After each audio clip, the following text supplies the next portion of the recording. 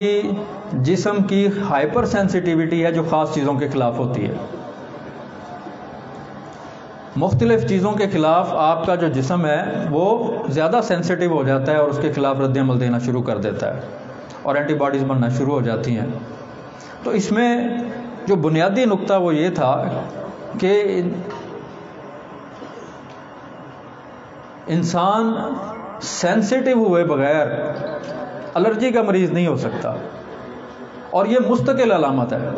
Case taking کے بنیادی نقطوں میں سے ایک نقطہ یہ بھی ہے کہ جب جو علامات آپ کرونک ڈیزیز کے اندر لیتے ہیں وہ مستقل نوعیت کی ہونی چاہیے. اگر علامات مستقل نوعیت کی نہیں ہیں تو لازم بات ہے کرونک کیس کے اندر آپ اس کیس کو چلا نہیں سکتے. تو ہائپر سینسٹیوٹی کے اندر جس طرح سینسٹیو مریض تھے. دوسری چیز یہ تھی جب پہلا نقطہ سمجھ آیا ہم نے علامات کے اوپر جانا کیا, ان دواؤں کی انتخاب کیا جو زیادہ جن کے اندر زکیولیسی پائی جاتی تھی.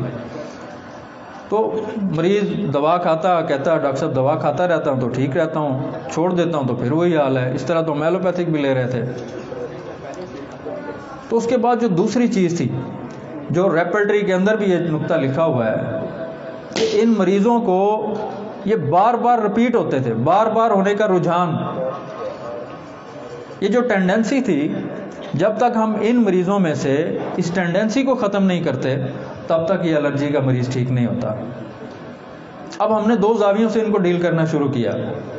ایک تو مریض کی علامات کے حوالے سے اور دوسرا اس کو ساتھ جو اس کی بار بار ہونے کا رجحان, یا دوسرے زاویے سے اگر آپ اس کو کہنا چاہیں میازمیٹک ادویات کے ساتھ جب ہم نے دینا شروع کیا, ان ادویات نے اس کی ٹینڈنسی کو توڑنا شروع کیا اور جو اس کی ادویات تھی مریض نے اس کو ختم کرنا شروع کیا اور تقریباً الرجی کے کیس پھر مکمل ٹھیک ہونے شروع ہو گئے. آج کئی سال گزر گئے ہیں, مجھے اگر کوئی ایسا ہلکا سا ڈسٹ کا رومال بھی چھڑک دیتا تھا تو مجھے کھانسی اور چھینکیں شروع ہو جاتی تھی. اللہ کا شکر اب ایسا کوئی بھی مسئلہ نہیں ہوتا.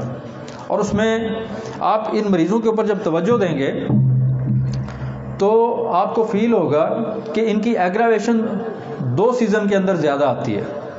ایک کیٹیگری ہے جو سردیوں میں زیادہ ہوتی ہے اور ایک کیٹیگری ایسی ہے جو گرمیوں میں جن کی علامات بڑھتی ہیں. میرے پاس جو تعداد موجود ہے سینکڑوں لوگوں کو جو میں نے اکٹھا کیا اور اس میں دیکھا ہے 70 to 80% جو وہ لوگ ہیں جن کی ایگراویشن سردیوں میں ہوتی ہے. جو مریض آتے ہیں کہتے ہیں ڈاکٹر صاحب یہ مٹی بہت تنگ کرتی ہے, پرفیوم ہے, دھواں ہے, لیکن یہ جیسے ہی ہم سردیوں میں جاتے ہیں سردیوں کے اندر زیادہ ہوتا ہے, ٹھنڈی ہوا کے اندر زیادہ ہوتا ہے.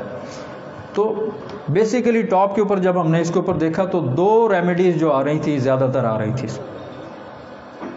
ایک ہیپرسلف اور دوسری آرسینک. میری پریکٹس میں اگر کہوں تو کم از کم اس میں سے بھی جو سردیوں کی پرسنٹیج نکالیں 60 سے 70% کم سے کم ہیپرسلف کے کیس ہوتے ہیں. اگر مریض میں سردی کی زکیولیسی زیادہ ہے, مٹی سے بھی الرجی ہے, دھوئیں سے بھی ہے اور گندم کے دنوں میں بھی الرجی ہوتی ہے, لیکن مریض کہتا ہے کہ سردی برداشت نہیں ہوتی, مجھے سردی کی الرجی بہت زیادہ ہے. چونکہ اس میں سینسٹیوٹی یہ زیادہ ہے تو ہیپرسلف میری روٹین میں یہ ہے کہ ہم اس کو 200 میں 4 دن کے بعد دیتا ہوں اور باقی پلاسبو ہوتی ہے. اور اس کے ساتھ اگر مریض کہتا ہے سردی کی ایگراویشن ہے لیکن سردی کی ایگراویشن بہت زیادہ نہیں ہے لیکن ڈسٹ کی زیادہ ہے اور باقی چیزوں سے زیادہ ہے تو پھر آپ کے پاس آرسینک ہے. آرسینک میں اپنی روٹین میں 200 دیتا ہوں 4 دن کے بعد. اب یہ ادویات مریض کو ٹھیک نہیں کریں گی, اس کے لیے آپ کو جو اس کی ٹینڈنسی کو توڑنے کے لیے جو ساتھ وقتاً فوقتاً جو دوائیں دینی پڑیں گی, اس ٹینڈنسی کو سردی کی ٹینڈنسی کو توڑنے کے لیے آپ کے پاس 3 ادویات ہیں. نمبر 1 ٹیوبرکلینم, نمبر 2 سورینم اور تیسری بڑی دوا آپ کے پاس کلکیریا کارب ہے. ٹیوبر اور کلکیریا کارب کا میرے خیال میں شارٹ ٹائم ہے, فرق آپ دیکھ کے پتہ لگا سکتے ہیں. ٹیوبر کا مریض جس طرح دبلا پتلا اور جو اس کی فزیک ہوتی ہے, کلکیریا کارب کی فزیک موٹی, دونوں ہی سردی برداشت نہیں کرتے. لیکن ٹیوبر کا خاصا یہ ہوتا ہے کہ وہ ٹھنڈی ہوا چاہتا ہے لیکن ٹھنڈی ہوا میں جاتا ہے تو متاثر ہو جاتا ہے اس سے, جبکہ کلکیریا کارب کا مریض جو ہوتا ہے وہ ٹھنڈی ہوا سے ویسے ہی بچتا ہے اور اس سے بیمار ہو جاتا ہے, بار بار نزلہ زکام اور چھینکوں کا شکار ہوتا ہے. سورینم جو ہے، سورینم کا مریض بھی سردی سے، لیکن اس میں آپ دیکھیں گے کہ وہ بہت زیادہ گرمیوں میں بھی ڈھانپ ڈھونپ کر رہتا ہے.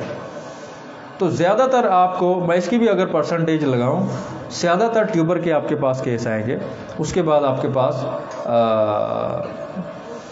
میڈورینم بھول گیا، میڈورینم بھی اس کے ساتھ میازمیٹک دوا ہے جو بار بار کے رجحان کو توڑتی ہے. اس کے ساتھ آپ ہیپرسلف دیکھیں، آرسینک دیکھیں، اور بہت کم کیس ایسے آتے ہیں جن میں کوئی بہت زیادہ نزلہ زکام یا چھینکیں نہیں ہوتی. ان میں آپ یہی ٹیوبر، میڈورینم یا میازمیٹک دوا دینے کے بعد جو کہتے ہیں کہ صبح اٹھتے ہوئے صرف چھینکیں آتی ہیں، باقی کوئی نزلہ زکام وغیرہ نہیں ہوتا، اس میں آپ سباڈیلا 200 میں 4 روز کے بعد دے دیں اور ساتھ میازمیٹک دوا دے دیں. ایک دوسری کیٹیگری جو مریض کہتا ہے کہ سردیوں میں ہم ٹھیک رہتے ہیں، گرمیوں میں پرابلم ہوتا ہے اور یہ دھواں وغیرہ، اس کے ہمارے پاس سب سے بڑی دوا ایلم سیپا ہے. ایلم سیپا وقتی طور پر یا مریض کی ایک لوکل حالت، چونکہ ایلم سیپا کی علامات گرمی میں بڑھتی ہیں، بند کمرے میں اس کی چھینکیں اور یہ زیادہ ہو جاتی ہیں، کھلی ہوا میں اس کو افاقہ ہوتا ہے. اور اس کی بار بار کے رجحان کو توڑنے کے لیے، اس کی ٹینڈنسی کو توڑنے کے لیے جو ہمارے پاس دوا ہے وہ نیٹرم میور ہے. اور نیٹرم میور یہ تمام کرانک امراض میں ہمارے پاس ٹینڈنسی توڑنی پڑتی. مائگرین کا علاج بھی اسی طرح ہوتا ہے. آپ یہاں پر اگر اس کی بار بار کی ٹینڈنسی کو توڑتے نہیں ہیں تو یہ مریض ٹھیک نہیں ہوتے. اسی طریقے سے اس میں جو دوسری چیز جو اس نقطے کو نوٹ کرنے والی ہے، چونکہ میں جب دوستوں اور ساتھیوں کو بتاتا ہوں وہ کہتے ہیں ڈاکٹر صاحب میں دوائیں تو دے رہا ہوں، مریض ویسے کا ویسے ہے.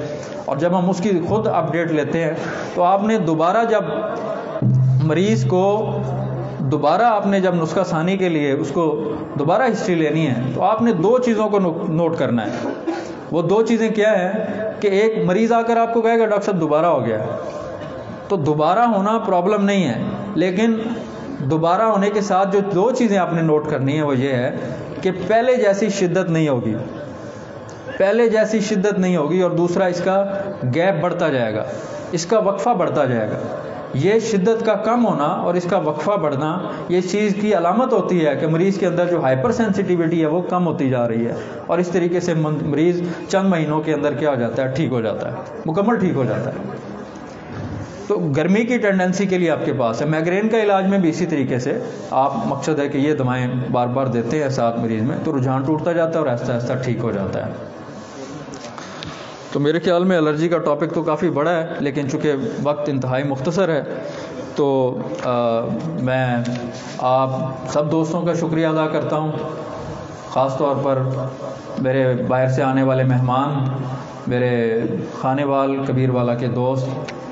اللہ پاک آپ کو خوشیاں دے، ترقی دے، آپ کو اپنی حفاظت میں رکھے. بہت بہت شکریہ.